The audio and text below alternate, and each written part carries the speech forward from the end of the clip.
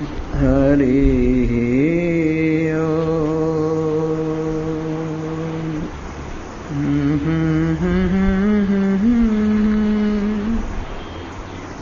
यदा चर्मवदाकाशम्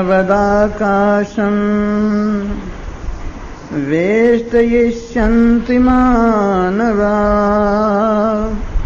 तदा देवमभिज्ञाय दुःखस्यान्तो भविष्यति। तपप्रभावात् देवप्रसादात् च ब्रह्मा तस्वीतासतरोऽथ विद्वान् अत्याशमेभ्यः परमं पवित्रं प्रोवाच सम्यग् ऋषिसङ्गजुष्टम्।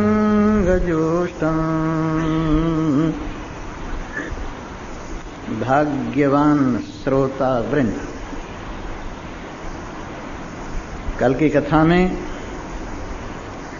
आपने परमात्म महिमा, निजात्म महिमा का श्रवण करते हुए ये अनुभव किया कि परमात्मा देव निष्कल हैं, न बढ़ते हैं और न घटते हैं, सदा एक रस रहते हैं।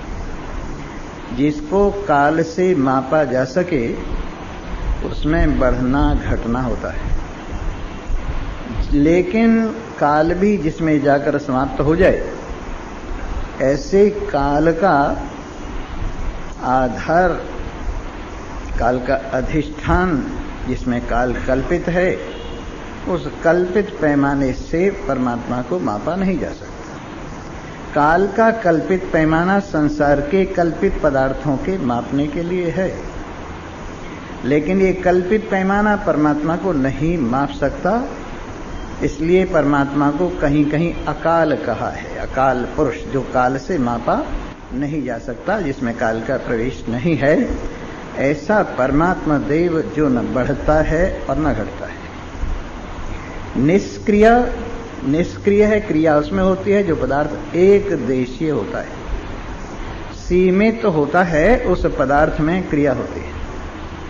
लेकिन जो पदार्थ देश काल वस्तु सभी को पार करके देश काल वस्तु की सीमा से अतीत है और जिसमें और कोई देश काल वस्तु की कल्पना नहीं है, ऐसा पदार्थ अक्रिय है। मैंने दृष्टांत दिया था, जैसे आकाश चलता नहीं है और आकाश एक जगह से दूसरी जगह मापा नहीं जाता है, वैसे ही परमात्मा देव भी चिदाकाश, चेतन आकाश, आकाश के समान आकाश हैं, उनको भी मापा नहीं जा सकता, उनमें भी क्रिया नहीं है, इसलिए अक्रिय हैं।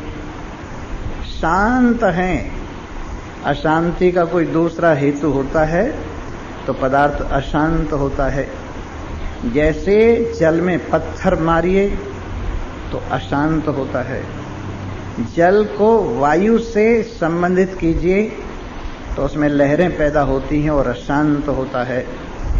जल में गर्मी का प्रवेश यदि होवे तो भी जल में ऊपर नीचे का भाव होता है, लेकिन यदि जल को न तो पृथ्वी का सानिध्य पत्थर मारा जाए, न जल का सानिध्य दूसरा जल आके मिले, न तीसरा सानिध्य अग्नि का प्रवेश उसमें हो, न चौथा सानिध्य वायु का सानिध्य जिसमें न हो, तो जल अचल रहता है। तो परमात्मा में तो कोई ऐसा पदार्थ है नहीं जो आकर उसमें चंचलता पैदा करे, सब कल्पित है, ख्याली है, और ख्याली पदार्थ वास्तविकता में लेश मात्र भी चंचलता पैदा नहीं करता। इसलिए ये शांत है, सारी अशांति मन की है। परमात्मा में कोई, आत्मा में कोई अशांति नहीं। आपका मन जब शांत हो जाता है तो कहाँ अशांति रहती है। जैसे सुषुप्ति में आपका मन नहीं होता तो अशांति भी नहीं होती, जैसे समाधि में आपका मन नहीं होता तो अशांति भी नहीं होती। इससे सिद्ध हुआ अशांति मन की वजह से है, आप में स्वभाव से अशांति नहीं है। इसलिए आप शांत स्वरूप हैं। निरवध्यम कोई भी पदार्थ आप में सीमा नहीं बना सकता। जितने पदार्थ हैं हो कर निबट जाते हैं, पर आप असीम के असीम रहते हैं। आपकी सीमा बनाने वाले निबट गए, आपको सीमित मानने वाले निबट गए, लेकिन आप असीम ज्यों के त्यों विराजमान हैं और निरंजनम, आप में किसी प्रकार का मैल नहीं है, माया नहीं है, अंजन नहीं है। अगर आपके अंदर मैल आ जाए तो संसार को दैदीप्यमान कौन करेगा? जैसे आंख में धूली का एक कण भी पड़ जाए तो उस आंख से कुछ दिखाई नहीं देता, वैसे ही जो आंखों की आंख है उसमें मैल पड़ जाए तो संसार को कौन देखेगा? इसलिए इसमें लेश मात्र भी मैल नहीं आता, सदा निर्मल रहता है।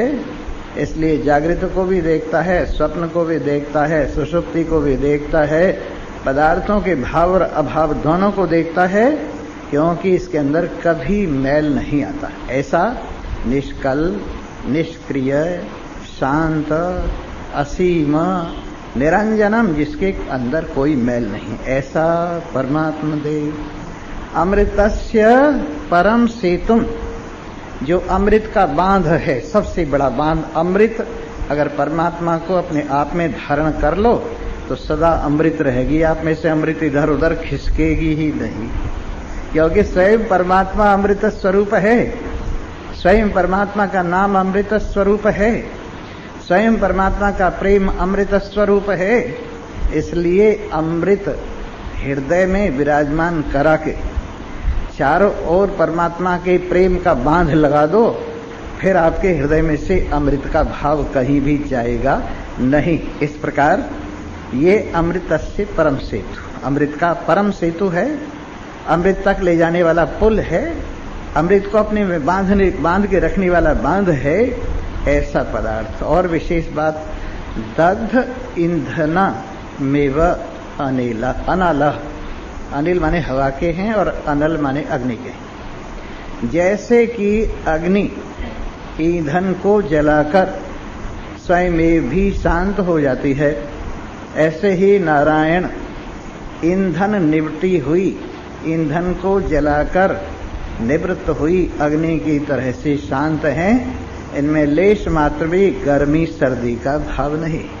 ऐसे परमात्मा देव, आप भी जब इन परमात्मा में जुड़ जाते हैं, परमात्मा को अपने में देखते हैं, तो आप भी अग्नि आप में ठंडी हो जाती है।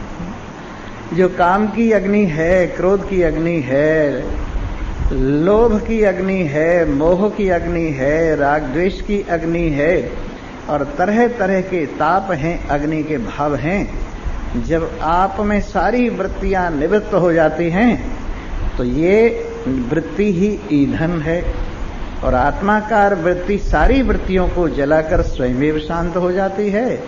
वैसे जब आप आत्माकार वृत्ति को प्राप्त होकर सब प्रकार की वृत्तियों से निवृत्त होकर आत्माकार वृत्ति से भी छुट्टी पा लेते हैं, तो आप बिल्कुल ईंधन को जलाकर शांत हुई अग्नि की तरह से। ये ऐसा शब्द है, दग्ध ईंधन एव अनल।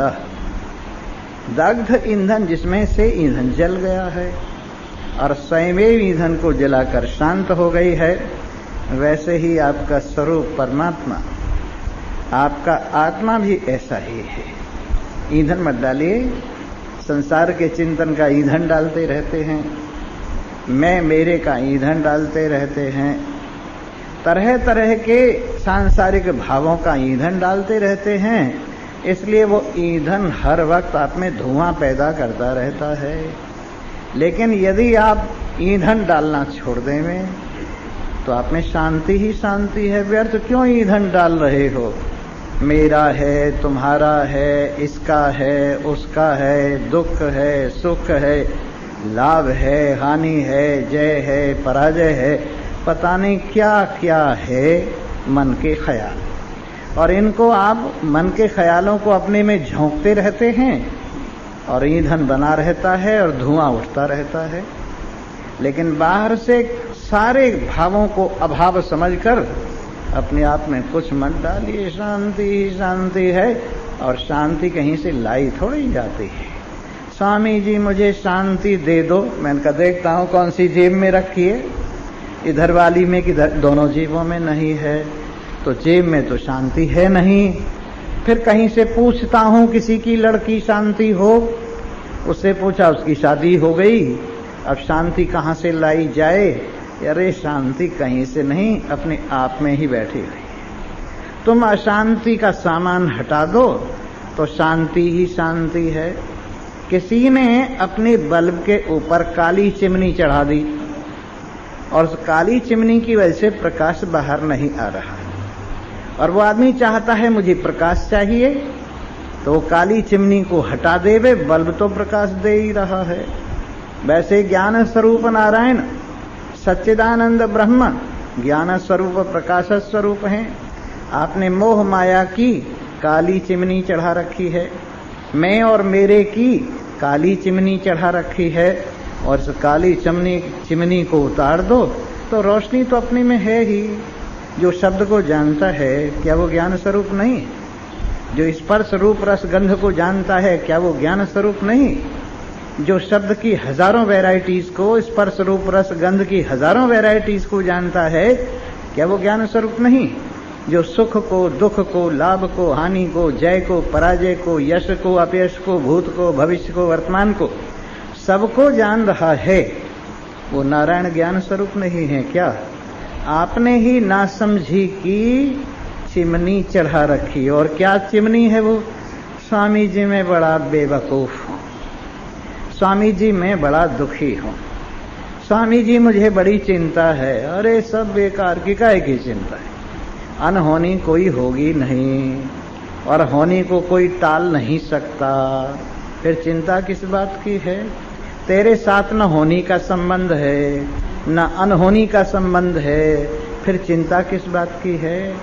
तू तो पानी में कमल की तरह से सदा रहते हुए पानी से अछूता है, तो डूबने की चिंता किसको हो? इसलिए अपने आप में जो समझ ले अपने आप को, यही है भक्ति, यही है ज्ञान। बंदे तू अपने आप को जान, यही है भक्ति, यही है ज्ञान। अपने आप की कर पहचान।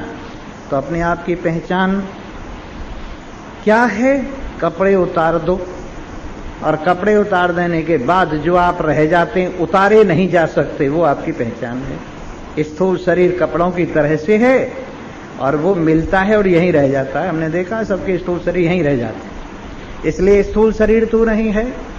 जब स्थूल शरीर नहीं है तो तेरा नाम भी नहीं है, नाम भी स्थूल शरीर का होता है, रूप भी स्थूल शरीर का होता है, वो भी तू नहीं है। वर्ण आश्रम जाति भी स्थूल शरीर के होते हैं, वो भी शरीर के साथ निबट गए। और जो कुछ भी गर्मी सर्दी वगैरह वगैरह, भूख प्यास वगैरह होता तो प्राणों की वजह से है, लेकिन लगता है स्थूल शरीर की वजह से। इसलिए स्थूल शरीर को एक तरफ कर देने के बाद बहुत सी चीजें इसके साथ चली जाती हैं। फिर उसके बाद सूक्ष्म शरीर भी एक कपड़ों की तरह से है। जैसे आपने कोट पहना हुआ है और कोट के भीतर कमीज पहनी हुई है, तो सूक्ष्म शरीर कमीज की तरह से है। और आपने क्या किया? कोट उतारने के बाद कमीज को भी उतार दिया, सूक्ष्म शरीर को समझ लिया मैं नहीं हूं। जब सूक्ष्म शरीर नहीं है तो पांचों ज्ञानेंद्रियों के और कर्मेंद्रियों की सामर्थ्य और असमर्थता और मंदता ये आप में नहीं है।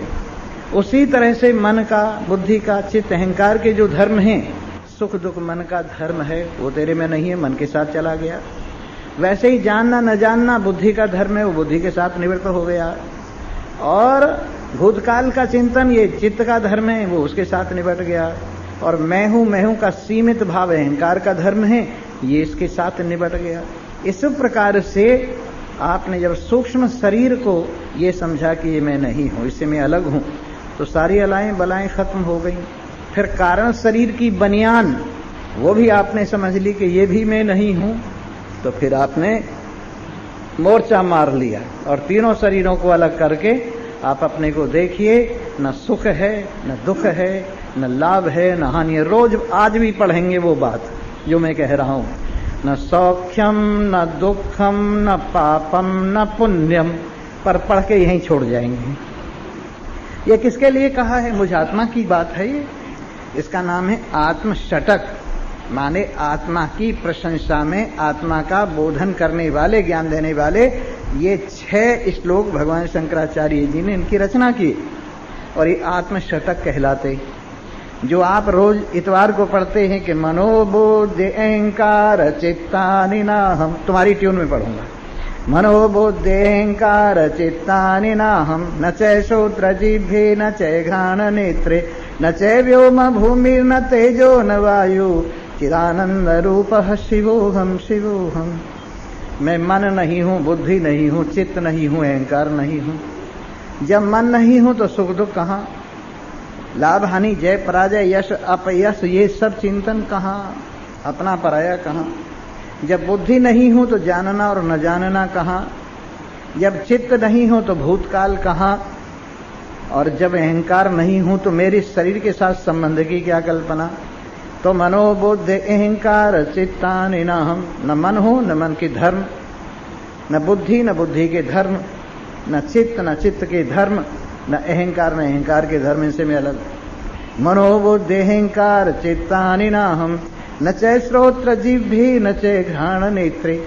ये 5 ज्ञानेन्द्रियां, श्रोत्र है, त्वचा है, नेत्र हैं, रसना है, नासिका है, ये 5 ज्ञानेन्द्रियां ये भी बाहर के करण हैं और मैं इनसे बाहर का काम लेता हूं, बाह्य करणों से, और इनका कम और या ठीक या बिल्कुल निबट जाना ये मेरे से संबंध नहीं रखता है। तो ये 5 ज्ञानेन्द्रियां मैं नहीं हूं। और तो और मनोबुद्धि अहंकार चित्तानि नाहम न च श्रोत्र जिह्वे न च घ्राण नेत्रे न च व्योम भूमिर्न तेजो न वायु। ये 5 भूत जिनके चंदे से शरीर की चौपाल तैयार हुई है वो भी मैं नहीं हूं, 5 भूत ही हैं। जब इन तीनों, इसको भी अंतःकरण को एक तरफ कर दिया, ज्ञानेंद्रियों को एक तरफ कर दिया, शरीर को एक तरफ कर दिया और अपनी में अनुभव किया, चिदानंद रूपः शिवोहम शिवोहम। मैं ऐसे नहीं, लाइन में बैठी, बीच में नहीं, चिदानंद रूपः शिवोहम शिवोहम रोज पढ़ते हो और यहां तक सुनते हो। न मे मृत्यु शंका न मे जाति भेदा पिता नैव मे नैव माता न जन्म न बंधुर्न मित्रम गुरुर्नैव शिष्यः चिदानंद रूपः शिवोहम शिवोहम। अब मुझे मरने का डर नहीं है, मैंने समझ लिया है मौत शरीर की है, मेरी नहीं है। मुझे आत्मा का मौत से कोई संबंध नहीं है। पहले शरीर कई बार मरे हैं, उनके साथ नहीं मरा, इस शरीर के साथ कैसे मर जाऊंगा। तो मुझे मृत्यु का डर, ज्ञानवान को मृत्यु का डर खत्म हो जाता है। अज्ञानी हर वक्त इसी डर से डरता रहता है, क्यों स्वामी जी अगर मैं मर गया तो चिंता क्यों करता, जला दिया जाएगा। मर गया तो और क्या होगा, तेरा अचार डालेंगे। मर गया तो जय राम जी की हो जाएगी, पर तू नहीं मरता है, तेरा ख्याल है। इसलिए न मे मृत्यु शंका, मुझे मृत्यु का डर नहीं।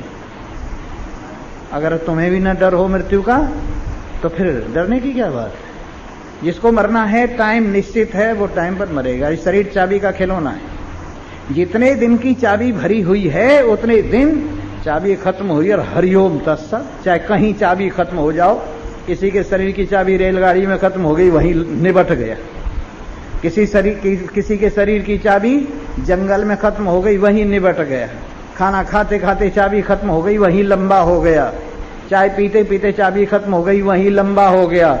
और ज्यादातर तो हॉस्पिटलों में आजकल चाबी खत्म होती है। इसलिए जन्मे भी हॉस्पिटल में और मरे भी हॉस्पिटल में, ये शरीर की गति है। इसलिए शरीर मैं नहीं हूं, इसलिए कहीं मरे क्या लेना देना। तो न मे मृत्यु शंका न मे जाति भेदा। जब शरीर ही नहीं है तो मैं जाति भेद किसका बताऊं। सारी जातियां शरीर को संबंध रखने से हैं। जिस जाति में शरीर पैदा हुआ उस जाति वाला कहलाता है। लेकिन मैं तो शरीर नहीं हूं। शरीर को लेकर जाति होगी, लेकिन आत्मा की तो कोई जाति नहीं है। न मे मृत्यु शंका न मे जाति भेदा पिता नैव मे नैव माता न जन्म। और माता पिता और जन्म शरीर का है, मुझ आत्मा का तो न जन्म है न माता पिता है। इस तरह से आप समझेंगे, न मे मृत्यु शंका न मे जाति भेदा पिता नैव मे नैव माता न जन्म न बंधुर न मित्रम गुरुर्नैव शिष्य। बंधु मित्र और गुरु शिष्य ये भी संसार के शरीर के संबंध से है, लेकिन मुझ में शरीर ही मिथ्या है तो ये संबंध भी मिथ्या है। फिर कौन हो आप। चिदानंद रूपः शिवोहम, मैं चिदानंद रूप शिव हूँ। अहम निर्विकल्पो निराकार रूपो विभुर्व्याप्य सर्वत्र सर्वेन्द्रियाणि, सदा मे समत्वं न मुक्ति न बंध, चिदानंद रूप शिवोहम शिवोहम चिदानंद रूप शिवोहम शिवोहम।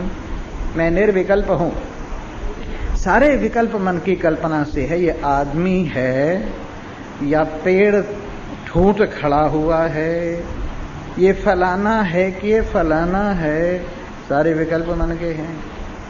मुझ में विकल्प माने कई प्रकार के भाव किसी वस्तु में हो तो उन सबको विकल्प कहते हैं। मन की कई प्रकार की वृत्तियों का भाव जहाँ एक पदार्थ में एकत्रित होता है वो विकल्प होता है।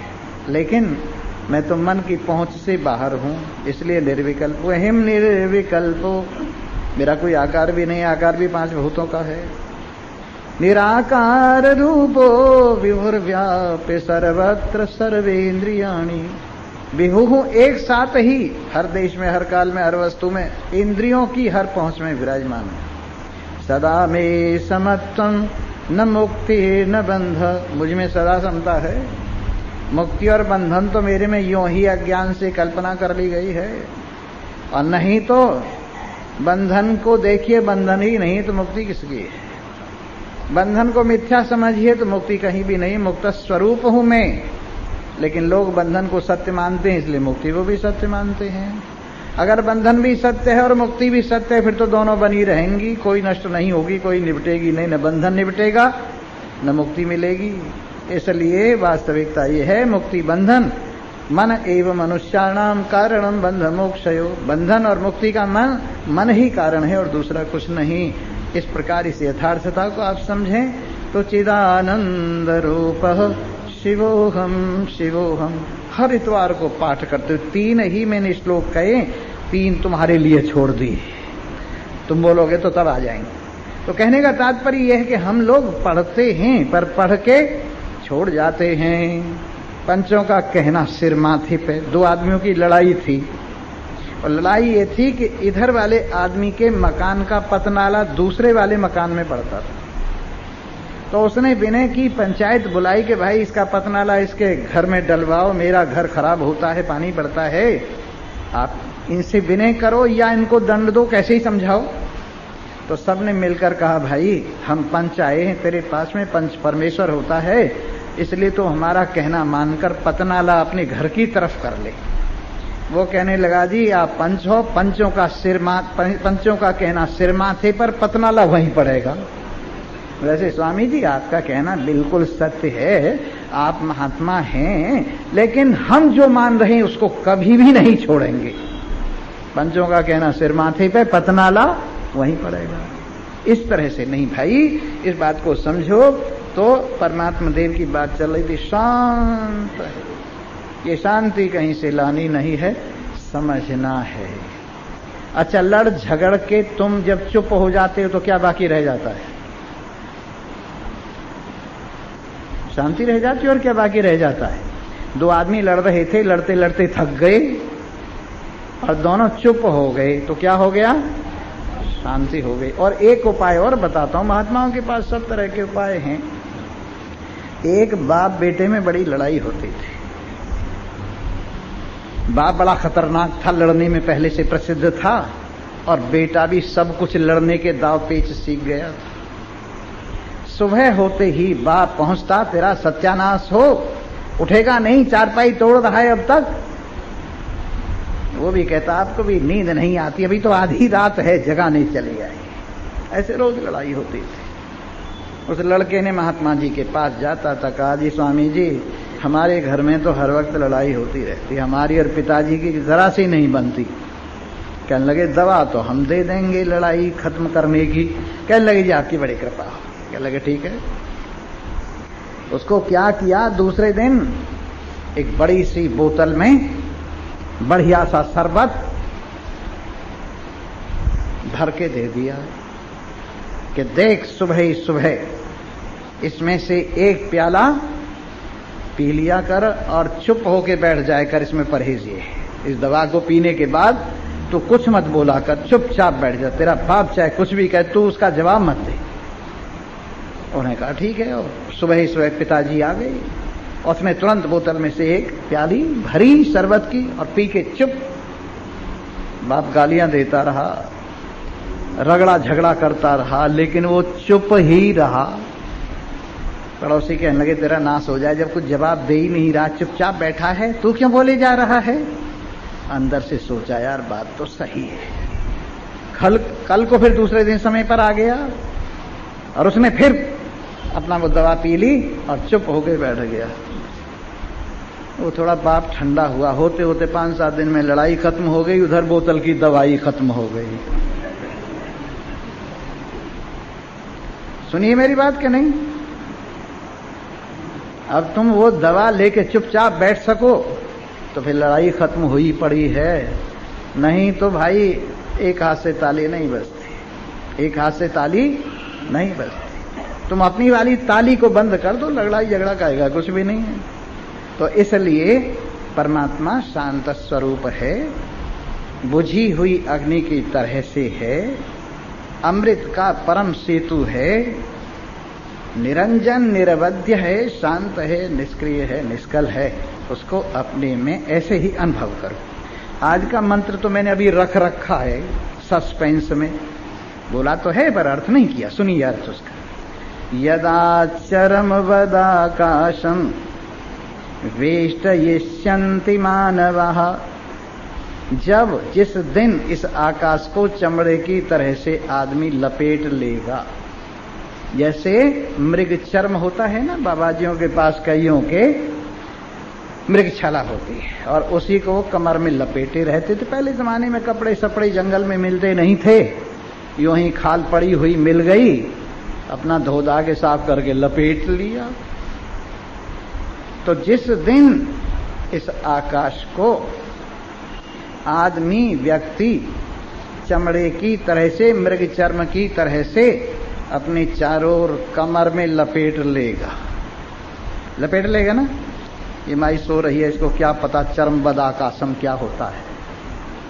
यदा चरमबद आकाशम वेष्टिष्यन्ति मानवः, ये मनुष्य जिस दिन इस आकाश को चमड़े की तरह से अपने चारों ओर लपेट लेंगे, तदा देवम अभिज्ञाय, उसी दिन बिना देव के बिना जाने, उसी दिन अपने स्वरूप का अनुभव किए बिना दुख शांतो भविष्यति, दुखों का अंत हो जाएगा।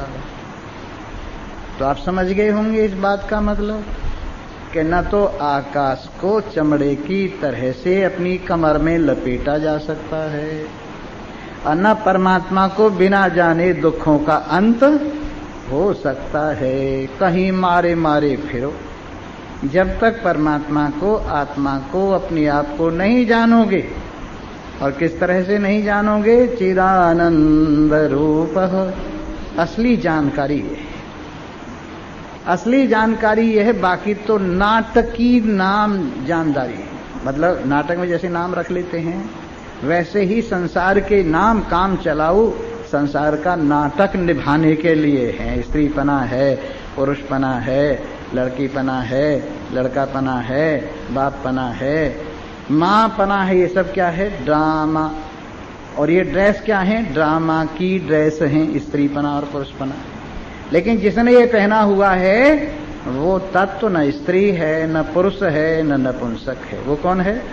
चिदानंद रूप शिवोहम शिवोहम, वो सच्चिदानंद ब्रह्म है। इस देव को देखो, अपने घर का देव, अपने में विराजमान देव, अपने आप को दैदीप्यमान करने वाला देव, शरीर के शव को शिव बनाने वाला देव, सब मुर्दापन को दूर करके जिंदा करने वाला देव, इस शरीर को, सारी दुनिया की जड़ता को दिव्यता में बदलने वाला देव, जो पिंड में है और ब्रह्मांड में एक ही है। उस देव को बिना जाने शांति हो नहीं सकती, मुक्ति हो नहीं सकती, दुखों का अंत हो नहीं सकता। ये वेद की बात है। ये किसकी बात है? आपको पता ही नहीं वेद क्या होता है। आप तो वो जो स्कूल में पढ़ते हैं ना पहाड़े की पुस्तकों से और वेद को बराबर समझते हो, आपको क्या पता। स्वामी जी मैं तो रोज अध्ययन करता हूँ। किसका अध्ययन करते हो? कि जी रोज उपन्यास पढ़ता हूँ। रोज क्या करता हूँ? अब तो भाई वो भी नहीं पढ़ते। जब से टेलीविजन आए हैं पढ़ना लिखना सब बंद कर दिया है अलमारी में। नहीं तो पहले उपन्यास तो पढ़ लेते थे, वो भी गया। अब कुछ नहीं पढ़ते। क्या पढ़ते हैं? बस पेट भरे सो उदर भरे सो सीखें ज्ञान, उतनी पढ़ाई पढ़ते हैं जिससे पेट बढ़ जाए। अजी वो बढ़िया सर्विस कहाँ से मिलेगी? वो ज्ञान बताओ। सर्विस माने नौकरी। सर्विस माने नौकरी। हर कोई नौकर बनने के लिए पढ़ रहा है। हर कोई नौकर बनने के लिए पढ़ रहा है। कोई गुलामी से छूटने के लिए नहीं पढ़ रहा है। अरे नौकर चपरासी हो वो भी नौकर है, मैनेजर हो वो भी नौकर है। नौकर तो दोनों ही हैं। इतना एक छोटा नौकर है और एक बड़ा नौकर है, दोनों नौकर। तो हम जो कुछ पढ़ रहे हैं दास होने के लिए पढ़ रहे, बंधन के लिए पढ़ रहे, नौकरी के लिए पढ़ रहे, संसार की सुविधाओं की गुलामी के लिए पढ़ रहे हैं। लेकिन अगर आजादी के लिए पढ़ा जाए, एक जंगल में भेड़िया घूम रहा था। उसकी मुलाकात एक कुत्ते से हो गई। कुत्ता बड़ा मोटा तगड़ा और भेड़िया बेचारा बड़ा कमजोर, हड्डियां दिखाई दे रही। कई दिनों से भोजन कई दिन में मिलता था। वो कुत्ते को पूछने लगा, क्यों भाई साहब बड़े तगड़े हो रहे हो? है कमाल का शरीर पे मांस चढ़ा पड़ा है, बड़े जच रहे हो। हमें भी बताओ वो विधि जिससे हम भी जरा तगड़ापन अनुभव कर लेंगे। कहने लगे, चलो मैं अपने मालिक के यहाँ तुम्हें भी रखवा दूंगा और फिर तुम्हें भी जो माल मैं खाता हूं तुम्हें भी मिलेगा और तुम भी तगड़े हो जाओगे। कहने लगे, यार ले चल। जाते जाते रास्ते में देखा एक पट्टा पड़ा हुआ था। कहने लगे, ये तेरे गले में क्या पड़ा हुआ है? कि मालिक का पट्टा है, इससे मालिक मुझे दिन में बांध देता है और रात को खोल देता और मैं भौं भौं भौं भौं करके पहरेदारी करता हूं उसकी, और मुझे बदले में बढ़िया खाना पीना मिलता है। भेड़िया कहने लगा, ना भाई ना, मैं अपने गले में ये पट्टा नहीं बंधवा सकता। मैं तो आजाद हूं, आजाद को पट्टा, हरे राम राम राम राम राम, ये पट्टा मुझे नहीं चाहिए। मैं तो ऐसे ही सूखा सरड़ाई काम चला लूंगा, आजाद तो हूं कम से कम। वैसे ही ये जो तरह तरह के गुलामी के पट्टे हैं, पंथ के संप्रदाय के पट्टे हैं, मेरे पास बहुत बढ़िया बढ़िया कहानी है। कई बार बुरी लग जाती है लोगों को ऐसी कहानी भी है, पर है वो सच्ची, क्योंकि सच बुरा होता है। जी हाँ, ये कहानी पहले सुन लीजिए, फिर दूसरी एक और कहानी सुना रहा हूं। जी हाँ, मैं ये पट्टा नहीं बनवाऊंगा। तो वैसे ही जिनको पट्टे खोलने हैं उनको सुविधाओं की तरफ ध्यान नहीं देना। और वो विद्या जो आपके पट्टे खुलवा देती है, आजादी देती है, गुलामी नहीं देती, वो विद्याएं आध्यात्मिक विद्या। और बाकी सब विद्याएं तो पट्टे पहनिए आइए, ये सोने का पट्टा है, ये चांदी का पट्टा है, ये लोहे का पट्टा है, ये चमड़े का पट्टा है, देख लो तुम्हारे गले में कौन सा फिट होता है। तुम्हारी योग्यता, तुम्हारी पढ़ाई लिखाई और तुम्हारा जो कुछ है वो पट्टों के हिसाब से अपना फिट कर लो। ये पट्टों की दुकान है संसार, गुलामी देने वाली, लेकिन आजादी देने वाली ये कथा है। और कम से कम ये जरूर बताती है, प्रारब्ध शरीर गुलाम रहे तो रहे, लेकिन तू शरीर का गुलाम या किसी का गुलाम नहीं। मेरे मित्रों, ऐसे एक कहानी में और सुनाने लगा था। एक बार गीदड़ों की पंचायत हुई और गीदड़ों ने सोचा, भाई सबके प्रधान होते हैं, मुखिया होते हैं, और अब लंबे लंबे नाम क्या बताऊं, तुम सब समझ गए होगे। हर एक आदमी की जो जमात है उसके अंदर एक बड़ा आदमी होता है। तो गीदड़ों ने कहा, हम भी छांटे एक आदमी। तो उन्होंने एक गीदड़ को छांट लिया, आदमी से मतलब गीदड़, गीदड़ को छांट लिया और उसके गले में पट्टा डाल दिया कि ये हमारे पूजनीय हैं, सबसे वंदनीय हैं, और वो गले में जो पट्टा है ना, एक पट्टा पूंछ से बांध दिया, एक गले में डाल दिया। जो पूंछ से बांधा पट्टा वो जरा लंबा था, पट्टी का थी, पट्टिका, और उस पर लिखा हुआ था श्री श्री 1,08,000 श्री फलाने फलाने फलाने फलाने फलाने जी। चलो जी, पट्टा बंध गया, गले में पट्टा, पूंछ में पट्टा। गिदड़ी बड़ी खुश हो गए कि हमारे पतिदेव सम्मानीय, पूजनीय, वंदनीय, अर्चनीय 1,000 क्या 1,08,000 हैं। भला कौन घरवाली खुश नहीं होगी जब घरवाले को इतना सम्मान मिले। तो दोनों चले जा रहे थे, सब गिदड़ बड़ा सम्मान करते थे, कुत्ते तो वही पीछे पड़ गए गांव के। घरवाली कहने लगी बड़े बदतमीज हैं, इनको समझाओ, दिखाओ अपना पट्टा। गिदड़ कहने लगे ये सब अनपढ़ हैं, हमारी भाषा नहीं जानते। कहने लगे फिर भागो। अब जब भागे छिपने के लिए, गीदड़ी तो बिल में घुस गई, पर गीदड़ जब घुसने लगा तो वो पट्टा पूंछ वाला अड़ गया। गीदड़ी कहने लगे जी अंदर आ जाओ। कि अंदर कैसे आ जाऊं, ये पट्टा अड़ा हुआ है। तो ये मान बड़ाई के पट्टे पूंछ से बांधे फिरते हैं, ये अपने स्वरूप में प्रवेश के लिए बाधा बनती हैं। जब तक सब कुछ पट्टे सट्टे खोल के, जिस दिन कुछ तुम न हो जाओगे, आपका ईगो हर तरह का निबट जाएगा परमात्मा के साथ एक रूप। परमात्मा में प्रवेश होने के लिए सब तरह के ईगो आपको छोड़ने पड़ेंगे।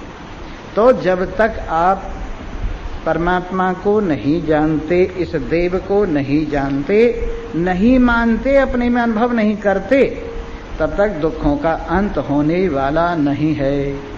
चाहे इस आकाश को चमड़े की तरह से व्यक्ति लपेट लेवे, मनुष्य लपेट लेवे, तब भी बिना देव के जाने, बिना अपने स्वरूप के जाने, बिना परमात्मा के जाने दुखों का अंत नहीं हो सकता। क्या सुंदर वेद मंत्र है।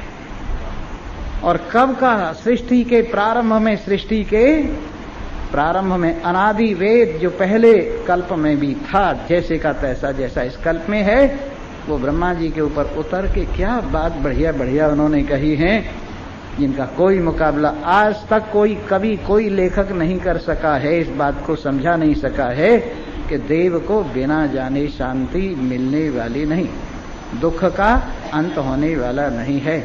इसलिए दुखों का अंत चाहते हो तो कहीं भागने दौड़ने की जरूरत नहीं, बैठकर सुनने और समझने की जरूरत और विचारने की जरूरत। लोग भाग दौड़ में लगे हुए हैं। बताओ, न सुनने का समय, न विचारने का समय, न समझने का समय, तो दुखों का अंत कहां से हो जाएगा। पहले सुनने की विधि में आसन है, बैठना, और उसके बाद श्रवण है, मनन है, निधिध्यासन है, बस यही विधि है। आत्मा हरे श्रोतव्यो, ये पार होने का उपाय, दुख से छूटने का उपाय महर्षि याज्ञवल्क्य ने अपनी धर्म पत्नी को बताया है। आत्मा हरे श्रोतव्यो मंतव्यो निधिध्यासितव्यश्च, आत्मा का ही श्रवण करो, आत्मा का ही निधिध्यासन करो, आत्मा का ही मनन करो, आत्मा का ही निधिध्यासन करो। इस स्पष्ट वेद में ये बात कही है, लेकिन पता नहीं क्यों संस्कार लोगों के ऐसे हैं, भाग दौड़ में ज्यादा विश्वास रखते हैं, बनने ठनने में ज्यादा विश्वास रखते हैं। मैं तो कभी ये भी नहीं कहता कि तुम कपड़े कैसे पहना करो, जैसी तुम्हारी मर्जी है वैसे ही पहना करो। अगर तुम सब के सब नंगे होके बैठ गए, तब भी मैं ये समझूंगा जैन मुनियों को कथा सुना रहा हूं। किसको कथा सुना रहा हूं, मेरे को क्या फर्क पड़ता है। और चाहे तुमने बढ़िया सूट बूट पहने हुए हो, तब भी ये समझूंगा लंदन में कथा सुना रहा हूं। चाहे कुछ पहने हुए हो, कथा सुनो, समझो, बेड़ा पार। वेश बदलने से बेड़ा पार होने वाला नहीं। ठीक है, अपनी अपनी सबको वेश अच्छे लगते हैं। एक पंजाबी है, वो सूट की तरफदारी करेगा कि सूट पहनना चाहिए। एक गुजराती और साड़ी की तरफदारी करेगा। सास बहू में लड़ाई हो गई, सास कहती थी साड़ी पहन, बहू कहती थी मैं तो साड़ी नहीं पहनती, मैं तो ये पहनूंगी। बताओ जी, वो आजकल वाली ड्रेस जो है वो पहनूंगी मैं, और दोनों में लड़ाई हो गई। तो अपने अपने देश के हिसाब से, अपनी अपनी भाषा के हिसाब से, अपने अपने रहन सहन के हिसाब से सबको सब अपने अपने नियम अच्छे लगते हैं। पर परमात्मा इन सब नियमों से ऊपर है। वो सब नियमों में भी है और सब नियमों से ऊपर भी है, किसी के न बिरादरी से बंधा हुआ है, न जाति से बंधा हुआ है, न वर्णाश्रम से बंधा हुआ, और सब कुछ उसी में ही है। इसलिए इस वस्तु को जानकर जो सब में एक रस है, दुख का अंत होता है। इन्हीं शब्दों के साथ जयराम जी की है, और कल की कथा और है, और शायद कोई ऐसी चोट लग जाए कि बेड़ा पार हो जाए। आओ अब भजन सुनो, और फिर इसके बाद गीता का पाठ होगा। गीता का पाठ करके आप लोग अपने अपने घर जाएंगे।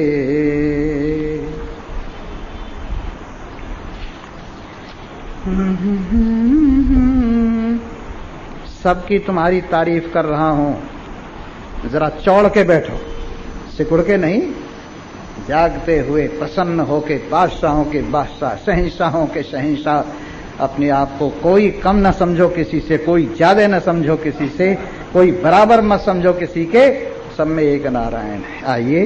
धन्य धन्य धन्य हूँ मैं, धन्य धन्य धन्य हूँ, धन्य धन्य धन्य हूँ मैं, धन्य। कभी अपने आप को मत कोसो, कभी अपने आप को बुरा मत कहो, कभी अपने आप की कीमत कम मत करो, नहीं तो फिर लोग कीमत करके देखेंगे तो दुखी होगी। इसलिए जो आपकी वास्तविकता है और पूरी जो कीमत है वो अपने में अनुभव करो कि धन्य धन्य धन्य हूँ मैं, धन्य धन्य धन्य हूँ, धन्य धन्य। मैं आत्मव्यापक सत्य हूँ, मालिक किसी का न भृत्य हूँ। मैं आत्मव्यापक सत्य हूँ, मालिक न किसी का भृत्य हूँ। मैं वेद सारतम्य हूँ, न वचन से भी गम्य हूँ। मैं ब्रह्म से अनन्य हूँ, मैं धन्य धन्य धन्य हूँ। ब्रह्म से अनन्य हूँ, मैं धन्य धन्य धन्य हूँ। धन्य धन्य धन्य हूँ मैं, धन्य धन्य धन्य हूँ। मैं मुक्त शुद्ध आत्मा हूँ, सब एक हूँ परमात्मा हूँ। न कल्पना का अनात्मा हूँ, न अन्य जीव आत्मा हूँ। न मुक्त हूँ हाँ, न बंध हूँ अनन्य हूँ। न भुक्त हूँ अनन्य हूँ। मैं धन्य धन्य धन्य हूँ, धन्य धन्य धन्य हूँ मैं, धन्य धन्य धन्य हूँ। धन्य धन्य धन्य हूँ मैं, धन्य धन्य। सब देह नेह सब देह गेह एक हूँ, सब में रहूं विवेक हूँ। ब्रह्मांड की भी टेक हूँ, वेदांत वेद्य नेक हूँ। जग में अग्रगण्य हूँ मैं, जग में अग्रगण्य हूँ मैं। धन्य धन्य धन्य धन्य धन्य धन्य हूँ मैं, धन्य धन्य धन्य हूँ। धन्य धन्य धन्य हूँ मैं, धन्य धन्य। सब में लसा सब में बसा, जीवात्म भाव का नशा। मुझसे अलग कोई नहीं, ऊपर सभी के मैं बसा। मैं जनक हूँ न जन्य हूँ, मैं जनक हूँ न जन्य हूँ। जनक माने पैदा करने वाला, और जन्य माने पैदा होने वाला। न जनक हूँ न जन्य हूँ मैं, धन्य धन्य धन्य हूँ। धन्य धन्य धन्य हूँ मैं, धन्य धन्य धन्य हूँ। धन्य धन्य धन्य हूँ मैं, धन्य धन्य। सर्वे भवन्तु सुखिनः, सर्वे सन्तु निरामया, सर्वे भद्राणि पश्यन्तु मा कश्चित् दुःखभाग्। ओम शांति शांति शांति। नमो नमः। श्री कृष्णाय वयं नमः। नारायणाय नमो नमः।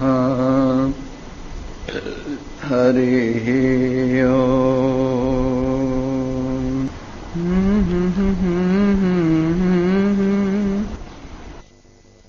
प्रभावादेवा प्रसादाच्च ब्रह्मा, हसेताशतरोऽथ विद्वान्। अत्याशमिभ्यः परमं पवित्रम्, प्रोवाच सम्यग् ऋषिसङ्घजुष्टम्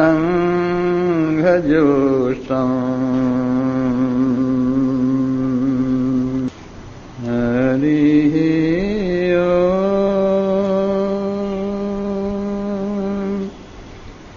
वेदान्ते परमं गुह्यम् पुराकल्पे प्रचोदितम् न प्रशान्ताय दातव्यम् न पुत्राय शिष्याय वा पुनः। यस्य देवी परा भक्तिर्यथा देवे तथा गुरौ तस्यैते कथिता ह्यर्था प्रकाशन्ते महात्मनः प्रकाशन्ते महात्मनः।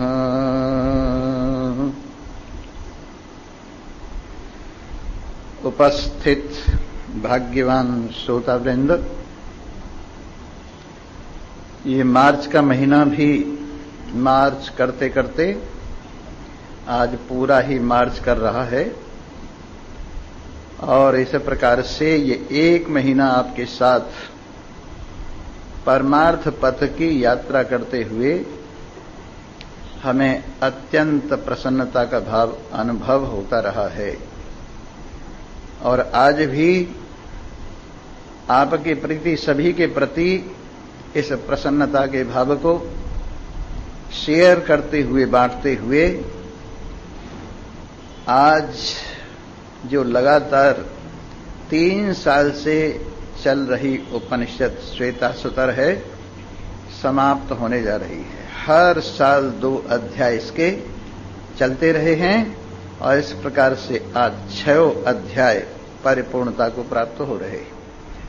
ये अत्यंत सौभाग्य की बात है कि हम लोग जहां से गंगा जी प्रकट हुई है और जिसमें अब तक कोई नदी नाला नहीं गिरा है, उस पावन पवित्र जल का पान करते हुए अपने आप को पवित्र कर रहे। तो वेद वही भगवान मुख से, ब्रह्मा जी के मुख से प्रकट हुई गंगोत्री की तरह से पावन गंगा वेद गंगा है और सब जितनी चीजें हैं बाद में प्रकट हुई हैं, इसलिए इसमें कोई व्यक्तिगत नदी नाला शामिल नहीं है। ऐसी पावनतम सुर सरिता का हम लोग पान करते हुए, इस आनंद सरिता का पान करते हुए, अमृत पान करते हुए अपना 1 महीना बड़े आनंद से बिताया है। वैसे तो यहां निरंतर कथाएं चलती रहती हैं, महान पुरुष आते रहते हैं, जिज्ञासु लाभ उठाते रहते हैं, पर जितना हमसे बना उतना आपकी सेवा इस शरीर के माध्यम से भी आपके प्रति अर्पण की गई और हम समझते हैं कि इस दान की बराबर संसार में कोई दान नहीं है, क्योंकि ये ज्ञान का दान अभय दान है जो मृत्यु से छुड़ा लेता है, अमरता प्रदान करता है। इसलिए इस दान की, ब्रह्म ज्ञान दान की, आत्म ज्ञान दान के बराबर संसार में कोई दान नहीं है। वो दान का आदान प्रदान हमारे आपके बीच में हुआ है, बड़े सौभाग्य की बात है।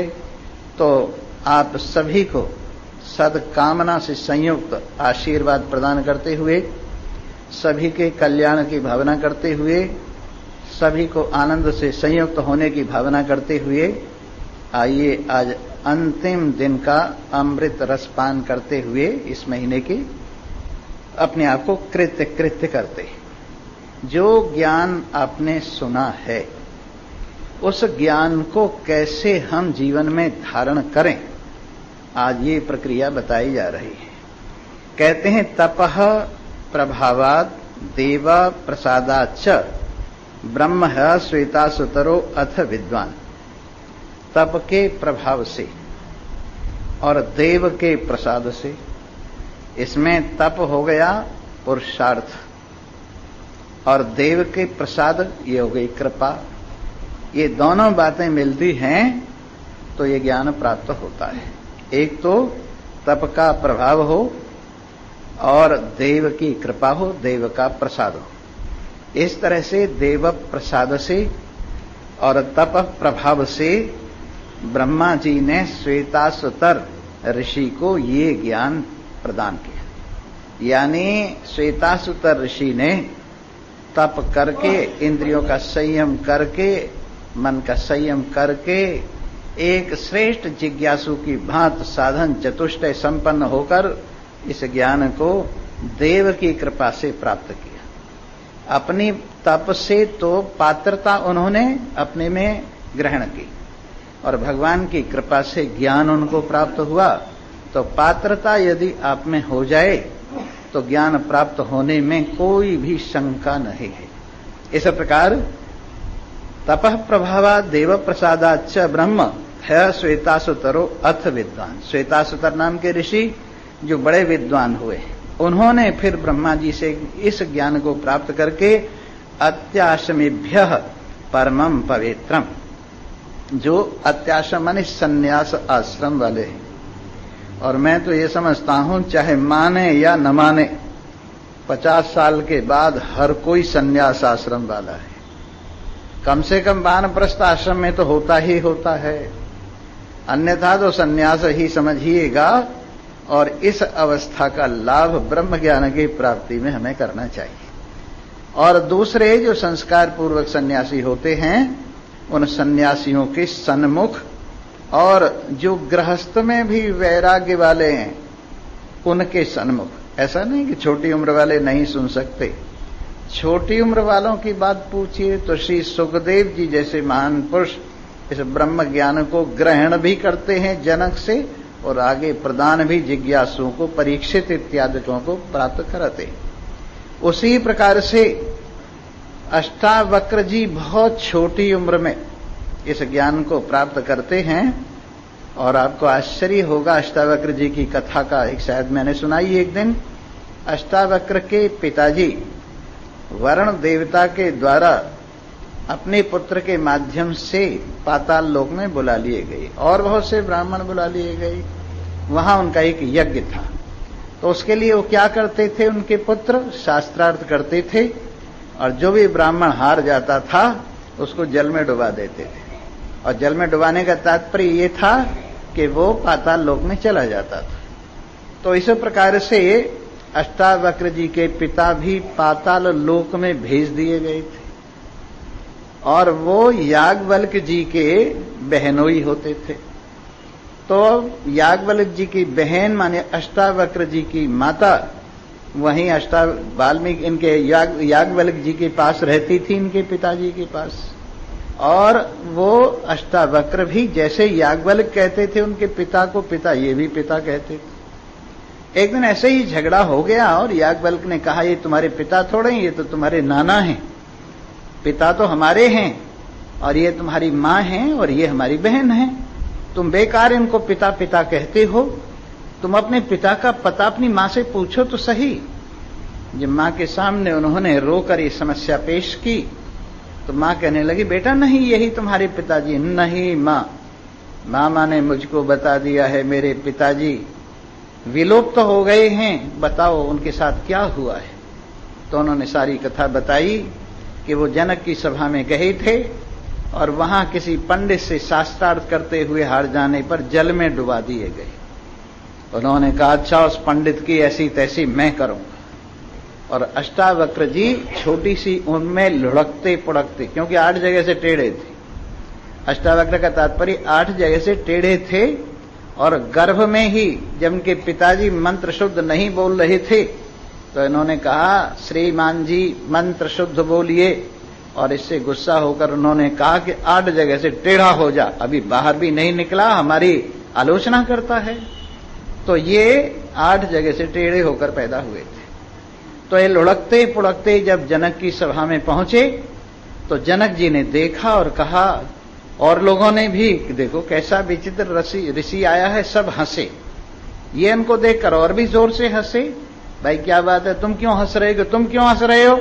कि हम तुम्हें 8 जगह से टेढ़ा समझ के देख के हंस रहे, कि हम तुम्हें चर्मकार देखकर हंस रहे हैं कि तुम हमारे चमड़े को देख रहे हो, तुम हमारी आत्मा का दर्शन नहीं कर रहे हो। और इस प्रकार से अष्टावक्र जी का बड़े स्वागत सत्कार हुआ, प्रवेश हुआ सभा में। और उन्होंने वरुण के पुत्र जो पंडित बने हुए थे उनसे शास्त्रार्थ किया। उस शास्त्रार्थ में वो हार गए। अष्टावक्र जी जीत गए। तो उन्होंने कहा इसको जल में डुबा दो। इसने बहुत पंडितों को जल में डुबाया है। जब जल में डुबाए जाने लगे तो उन्होंने कहा कि मैं साधारण पंडित नहीं हूं, मैं तो वरुण जी का पुत्र हूं और यहां योग्य योग्य पंडितों को छांट छांट कर मैंने अपने पिताजी की आज्ञा से पाताल लोक में भेजा है, जो यज्ञ हो रही है वो यज्ञ कराने के लिए। अब वो यज्ञ पूरा हो गया है, तभी ये अष्टावक्र जी पधारे हैं और मैं जा रहा हूं, उन सबको अभी थोड़ी देर में भेज दूंगा। तो सभी पंडितों को दान दक्षिणा से संयुक्त करके सम्मान पूर्वक विदा किया वरुण जी ने और ये अपने लोक में पहुंच गई। इस प्रकार अष्टावक्र छोटी उम्र में ही, फिर बाद में उन्होंने दूसरी सभा में याज्ञवल्क्य जी को ज्ञान प्रदान किया, जिनको क्या नाम महाराज जनक को, और इस प्रकार ये महान ऋषि छोटी आयु वाले ही थे। तो छोटी आयु भगवान शंकराचार्य की देख लीजिए, और कहां जाते हो। भगवान शंकराचार्य जी कुल 32 साल की आयु में शरीर शांत हो गए और इस आयु में उन्होंने पूरे भारतवर्ष की परिक्रमा की, बड़े बड़े शास्त्रार्थ किए और वेदांत की, वैदिक धर्म की प्रतिष्ठा की और इस प्रकार ग्रंथ लिखे। उपनिषदों के ऊपर 11 उपनिषदों के ऊपर टीका लिखी, ब्रह्म सूत्र के ऊपर टीका लिखी, गीता जी के ऊपर भाष्य लिखा, ब्रह्म सूत्र के ऊपर भाष्य लिखा और इसके बाद उन्होंने 72 छोटे छोटे प्रकरण ग्रंथों की रचना की। इतनी रचना इतनी छोटी आयु में और इतना बड़ा कार्य सचमुच ये कोई साधारण आदमी नहीं कर सकता। इसलिए ऐसी अवस्था में यदि ब्रह्म ज्ञान सुना जाए तो क्या कहने हैं। स्वामी रामतीर्थ को देखिए, स्वामी विवेकानंद को देखिए, ये बिल्कुल बचपन से ही ब्रह्म ज्ञान ग्रहण करते हुए अपने जीवन में महानता अनुभव करते रहे। इसलिए आयु को नहीं देखना है, अपने कल्याण के लिए जब भी आंखें खुल जाएं तभी अच्छा है। तो श्वेताश्वतर ऋषि उन्होंने ये ज्ञान सन्यासियों के सन्मुख, अधिकारियों के सन्मुख, ब्रह्म ज्ञान के इच्छुक लोगों के सन्मुख प्रदान किया और परमम पवित्रम, ये सबसे पवित्र वस्तु है। भगवान गीता में स्वयमेव कहते हैं ज्ञान सदृशम यह पवित्रम नहीं विद्यते। संसार में ज्ञान के समान कोई वस्तु पवित्र नहीं है। तरह तरह के पावन करने वाली चीजें हैं, जैसे मिट्टी से भी कई बर्तन पवित्र हो जाते हैं, धूली से रगड़ने पर साफ हो जाते हैं, पवित्र हो जाते हैं। जल से भी साफ करने पर कई बर्तन, वस्त्र इत्यादि पवित्र हो जाते हैं। अग्नि से भी कई धातु तप करके साफ शुद्ध हो जाती हैं। वायु से, जैसे कंबल इत्यादि हैं, वायु में डाल दीजिए, वायु के झोंकों से ही साफ हो जाते हैं।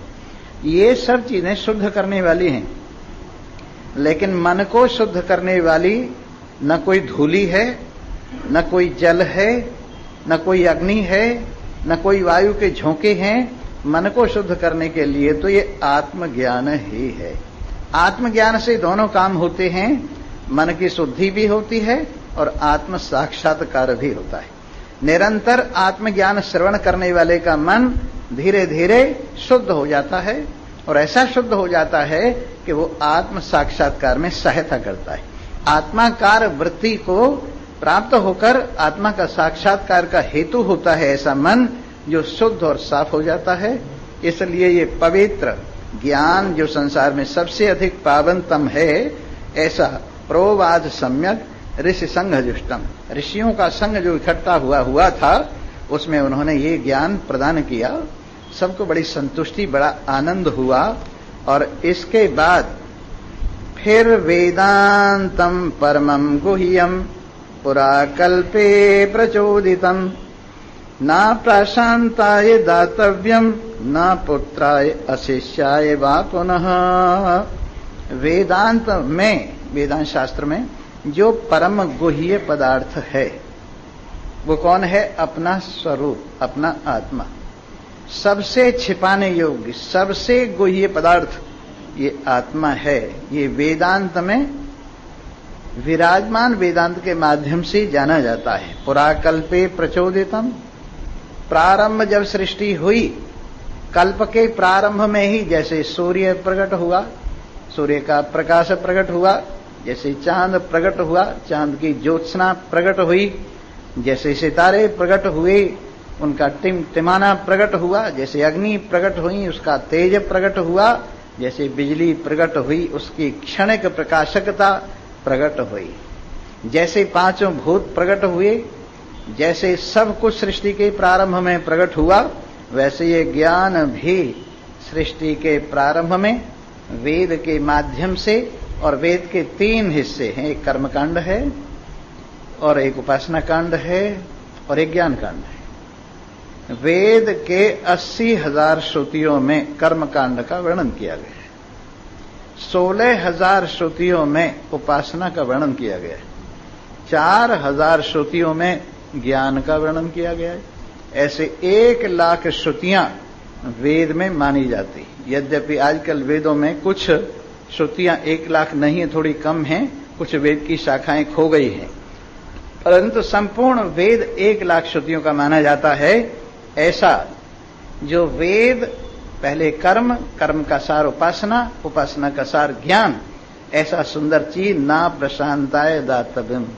जो आदमी शांत न हो उसको ये ज्ञान नहीं देना चाहिए, उसकी समझ में नहीं आएगा, वो धारण नहीं कर सकेगा। अब यूं यूं करके कोई बर्तन ले आवे और आप उसमें कोई चीज डालो तो उसमें रुकेगी?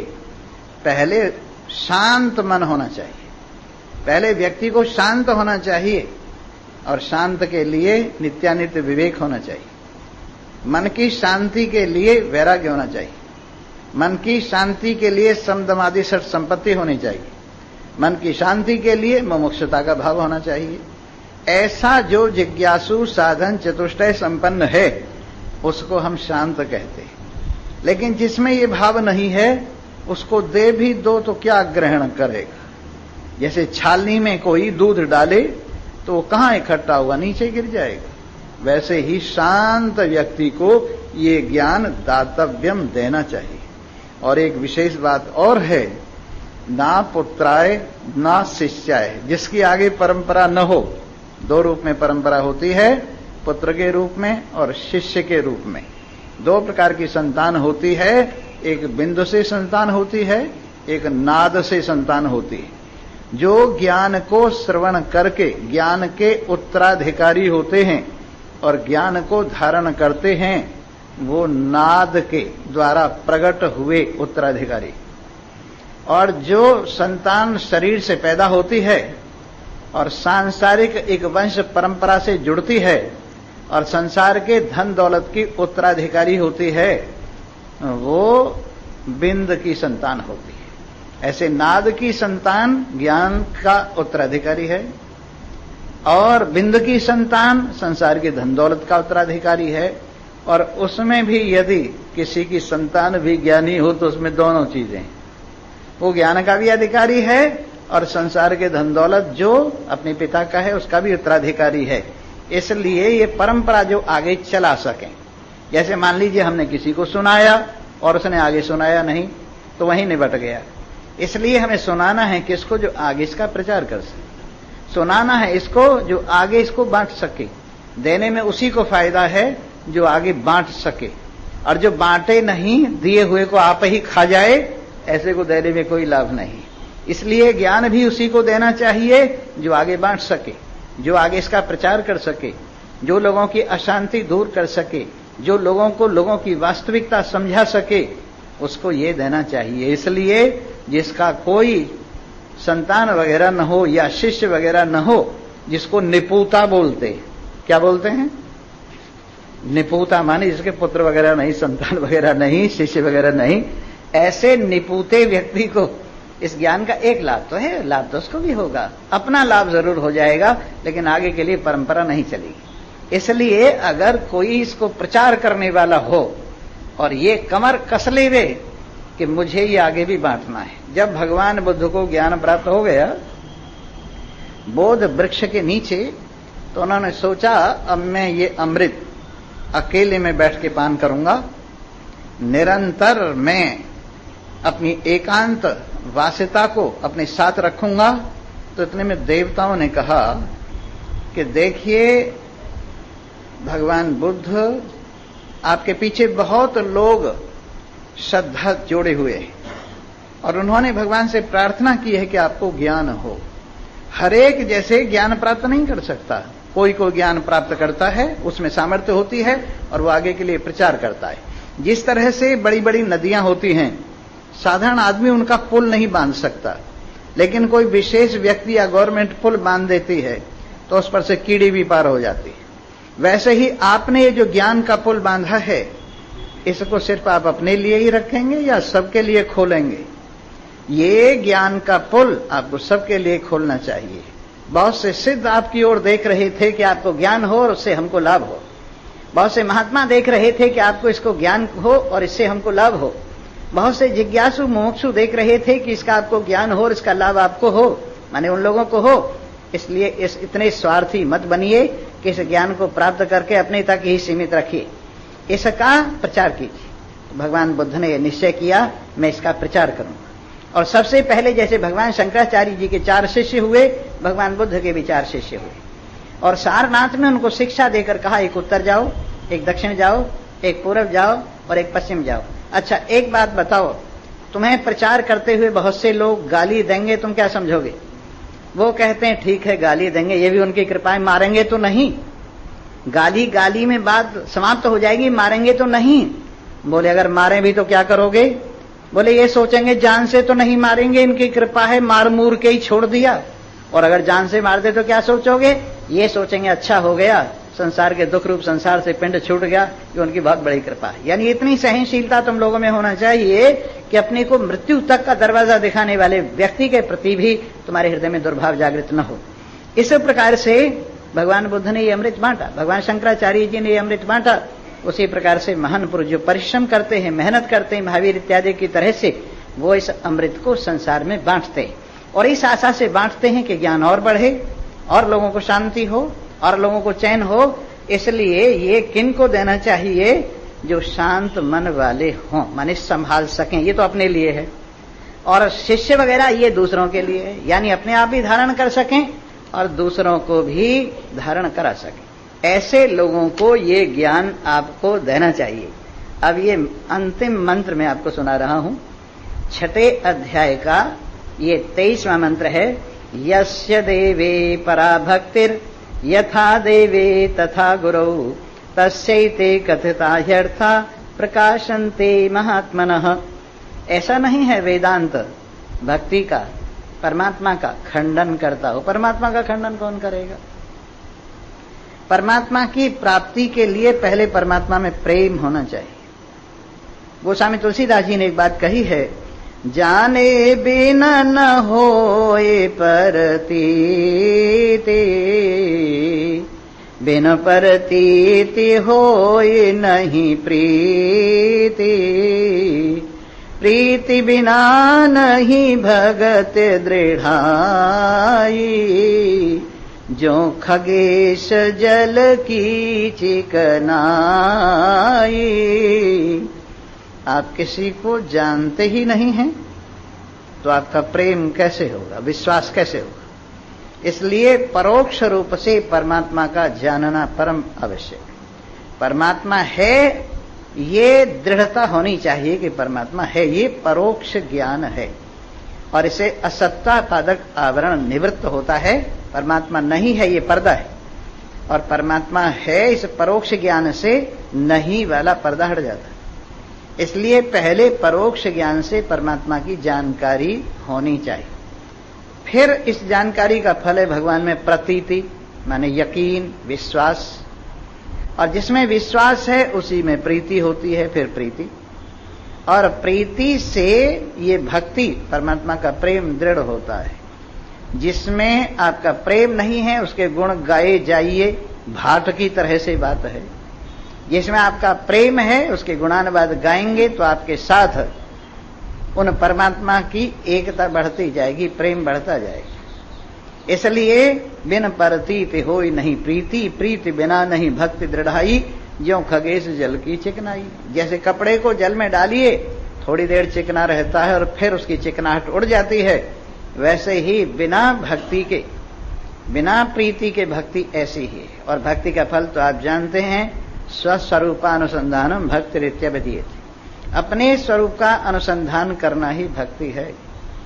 परमात्मा से अत्यंत प्यार माने अपने साथ, जैसे आदमी अपने को प्यार करता है, परमात्मा से इतना प्यार कि मैं ही हूं, इतना प्यार भक्ति का अंतिम सिरा है। और जिसके लिए कहा जब मैं थी तब हरि नहीं, अब हरि है मैं ना है, प्रेम गली अति सांकरी जा में दो न समाए। जब मैं थी, ईगो थी, अभिमान था, तब तक भगवान नहीं थे।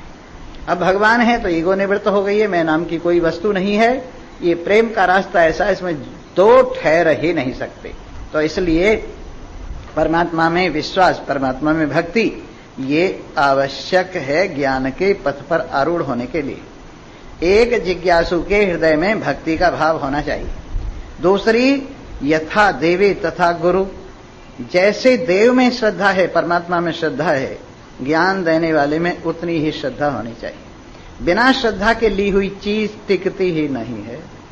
जिस देने वाले में आपका यकीन नहीं है, उसकी दी गई वस्तु से आपको कोई फायदा होने वाला नहीं है, वो आप संभाल ही नहीं सकेंगे। इसलिए जो ज्ञान देने वाले हैं, आचार्य हैं, गुरु हैं, उनमें भी इतनी श्रद्धा होनी चाहिए जैसे परमात्मा में श्रद्धा है। रोज हम सुनाते हैं गुरुर् ब्रह्मा गुरु विष्णु गुरु साक्षात महेश्वरः। गुरु ब्रह्मा, क्यों ब्रह्मा है? क्योंकि रचना करता है, ज्ञान की रचना करता है, सद्भावों की रचना करता है, स्वरूप की ओर ले जाने की रचना करता है। इसलिए गुरु में ब्रह्मा जी का भाव होना चाहिए। और गुरु सुरक्षित रखता है, ज्ञान को रक्षा करता है, ज्ञान में दिव्यता देता है, ज्ञान को इधर उधर डामाडोल नहीं होने देता है। इसलिए गुरु में विष्णु का भाव होना चाहिए। अवगुणों को निवृत्त करता है, कुमार्ग पर जाने से रोकता है, दुर्भावों को जलाता है। इसलिए गुरु में शिव का भाव होना चाहिए। इसका अर्थ यह नहीं कि ब्रह्मा विष्णु महेश का निषेध कर दिया गया है, बल्कि ब्रह्मा विष्णु महेश के गुणों को गुरु में स्वीकार किया गया है। जैसे रचना ब्रह्मा जी का कार्य है और पालन जिस प्रकार से विष्णु का कार्य है और अंत जिस प्रकार शिव जी का धर्म है, उस तरह से गुरु में ये तीनों धर्म देखे। ब्रह्मा का धर्म देखे, ज्ञान की रचना हो रही है। विष्णु का धर्म देखे, ज्ञान की रक्षण, ज्ञान की संरक्षता हो रही है। और शिव का रक्षण देखे, लक्षण देखे गुरु में कि अवगुणों से हटा रहा है, बुराई से बचा रहा है, वैराग्य की ओर ले चल रहा है। इसलिए गुरुर् ब्रह्मा गुरु विष्णु गुरुदेवो महेश्वर। गुरु साक्षात परम ब्रह्म। इससे भी आगे जहां तीनों एक हो जाते हैं, वो अपना स्वरूप, वो भी गुरु ही है। जहां गुरु और चेले एक हो जाते हैं, वहां मंजिल पूरी होती है। जहां गुरु अलग और चेला अलग रहता है, वहां मंजिल अधूरी रहती है। लेकिन जहां चेला गुरु के साथ एक हो जाता है, वही मंजिल पूरी होती है। नदी की मंजिल पूरी होती है जब समुद्र के साथ मिल जाती है। उसी प्रकार एक शिष्य की मंजिल पूरी होती है जब वो गुरु के साथ एक हो जाता है। जैसे आपने सुना है ना, अपनी सी कर लीनी। जैसे संत जो होते हैं वो पारस से भी बड़ी चीज है। पारस लोहा को सोना करता है लेकिन पारस नहीं बनाता। लेकिन महान पुरुष संत को, साधारण व्यक्ति को संत क्या, साक्षात नारायण के रूप में नारायण का अनुभव कराते हैं। स्वामी राम कहा करते थे कि स्वामी राम वास्तविकता दिखाता है, किसी को गुलामी नहीं दिखाता है। स्वामी राम समझाता है तू सच्चिदानंद ब्रह्म है। स्वामी राम समझाता है कि तू आजाद है। स्वामी राम समझाता है कि तू निर्विकार है। स्वामी राम समझाता है कि तुम एक है, सजाती विजाती है, स्वगत भेद रहित तुम मुक्त है। ये स्वामी राम समझाता है, किसी को गुलामी नहीं देता। वैसे ही महान पुरुष जिज्ञासु अपनी ओर से झुका हुआ है, श्रद्धालु अपनी ओर से श्रद्धा रखता है, मुमुक्षु अपनी ओर से भाव रखता है। लेकिन महान पुरुष उसको अपने से अतिरिक्त कहीं दूसरी चीज नहीं बताते हैं और कहते हैं, जो तू है सो मैं हूं, जो मैं हूं सो तू है, जो तू है सो मैं हूं, जो मैं हूं सो तू है। न कुछ आरज़ू है, न कुछ जुस्तजू है, जो मैं हूं सो तू है, जो तू है सो मैं हूं। जो तू है सो मैं हूं, जब मैं हूं सो तू है। इस भाव को और जरा रंग दिया है। जब अपने ही घर में खुदाई है तो गैर को सिजदा कौन करे। जब अपने ही घर में खुदाई है तो गैर को सिजदा कौन करे। तू सामने आ मैं सिजदा करूं तो लुत्फ है सिजदा करने का। तू और कहीं मैं और कहीं यो नाम को सिजदा कौन करे। जब अपने ही घर में खुदाई है तो गैर को सिजदा कौन करे। पर्दों तक ही सब सिजदे हैं और सिजदों तक ही सब पर्दे हैं। पर्दों तक ही सब सिजदे हैं और सिजदों तक ही सब पर्दे हैं। जब पर्दा हटा और एक हुआ तो एक को सिजदा कौन करे। जब अपने ही घर में खुदाई है तो गैर को सिजदा कौन करे। तू बर्क गिरा मैं जल जाऊं तेरा ही हूं तुझ में मिल जाऊं। तू वज्र गिरा तू बिजली गिरा मैं जल जाऊं तेरा ही हूं तुझ में मिल जाऊं। मैं गुनाह करूं तो माफ करे, मैं पाप करूं तो माफ करे। ये रोज तकाजा कौन करे। जब अपने ही घर में खुदाई है तो गैर को सिजदा कौन करे। और वो मित्रों आजादी कैसी है जो महान पुरुषों ने कृपा करके दी है। ये जिज्ञासु स्थिति में कहा है जिसकी देव में पराभक्ति है, जिसकी गुरु में पराभक्ति है, उसके प्रति ही ये सत्य खोला जाता है। उसी के प्रति ही ये ग्रंथि खोलकर स्वरूप का दर्शन कराया जाता है। और कैसी स्थिति हो जाती है। छाप तिलक सब छीनी हो मुझसे नैना मिला के। छाप तिलक सब छीनी हो मुझसे नैना मिला के। नैना मिला के मोसो बेना मिला के। नैना मिला के मोसो बेना मिला के। छाप तिलक सब छीनी हो मोसो नैना मिला के। प्रेम भटी को मधुआ पिलाए के।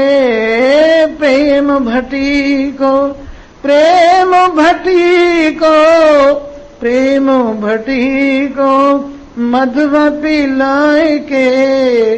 सुध बुध सब हर लीनी मेरी सुध बुध सब हर लीनी।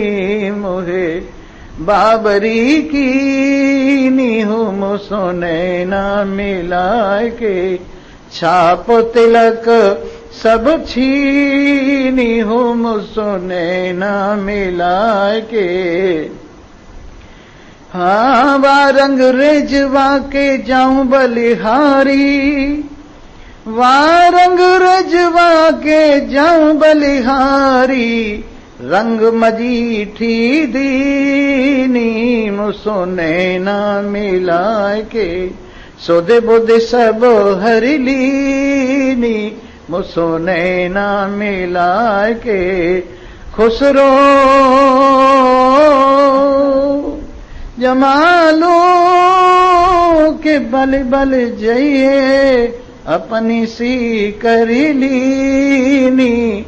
मोहे अपनी सी कर लीनी हो मुझसो नैना मिला के। सुध बुध सब हर लीनी हो मुझसो नैना मिलाए के। नैना मिलाए के मुझसो बेना मिलाए के। छाप तिलक सब छीनी मुसो नैना मिलाए के, ये दृष्टि आत्मदृष्टि कि सब चराचर जगत मुझ में विराजमान है और सब चराचर जगत में मैं विराजमान हूं। जो अपने को सब में देखता है और सबको अपने में देखता है, ततो न विजिगुप्सते, वो फिर किसी में घृणा नहीं करता। जब सब अपना ही स्वरूप है तो किससे राग और किससे द्वेष। भगवान करे कि हम सब लोगों की स्थिति अपने आपे में, अपने स्वरूप में संसार का नशा उतर कर विराजमान होवे और हम अपने ही परमानंद स्वरूप परम धन परमात्मा को प्राप्त होकर, जो सदा प्राप्त है, भूल से अप्राप्त जैसा लगता है, वो भूल दूर होकर अपने जीवन में कृतकृत्यता अनुभव करें।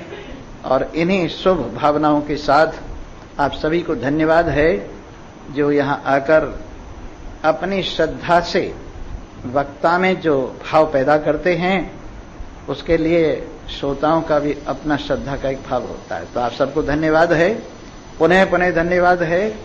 और आगे के लिए वैसे निश्चित तो हो गया है, पर राम जाने जैसा होगा आगे देखा जाएगा।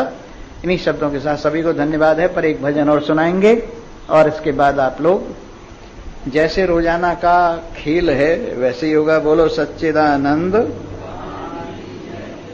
एक भजन छोटा सा और सुन लीजिए और फिर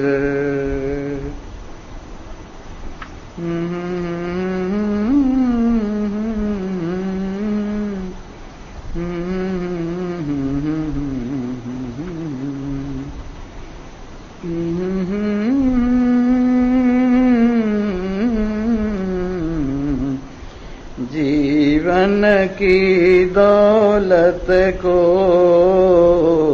विषयों में नहीं खोना, जीवन की दौलत को विषयों में नहीं खोना, फिर मिलनी मुश्किल है, चाहे रोना ही रोना, फिर मिलनी मुश्किल है, चाहे रोना ही रो। आखिर में खिंच खिंच कर जब जान लबों पर आए, जितने साथी जग के कोई न मदद को धाए, ऊपर को आंखें कर दुनिया से विदा होना, फिर मिलनी मुश्किल है, चाहे रोना ही रोना। बेटे पोते जिनकी ममता में दुख पाता है, कहते हैं रोजाना सिर क्यों सबका खाता है, पागल की तरह बकझक आंसुओं से मुख धोना, फिर मिलनी मुश्किल है, चाहे रोना ही रोना। धन धान्य सुख दाता समझा था जो तूने, कुछ काम नहीं आया, जोड़ा था जो तूने, हसरत की निगाहों से लख लख के जुदा होना, फिर मिलनी मुश्किल है, चाहे रोना ही रोना। सम्मान की इच्छा में मारा मारा फिरता था, सम्मान की रक्षा में पापों को सिर धरता था, चिंता की भट्टी में नहीं चैन नींद सोना, फिर मिलनी मुश्किल है, चाहे रोना ही रोना। जीवन की दौलत को विषयों में नहीं खोना, फिर मिलनी मुश्किल है, चाहे रोना ही रोना। सर्वे भवन्तु सुखिनः सन्तु निरामया, सर्वे भद्राणि पश्यन्तु, मा कश्चित् दुःखभाग् भवेत्। ओम शांति शांति शांति।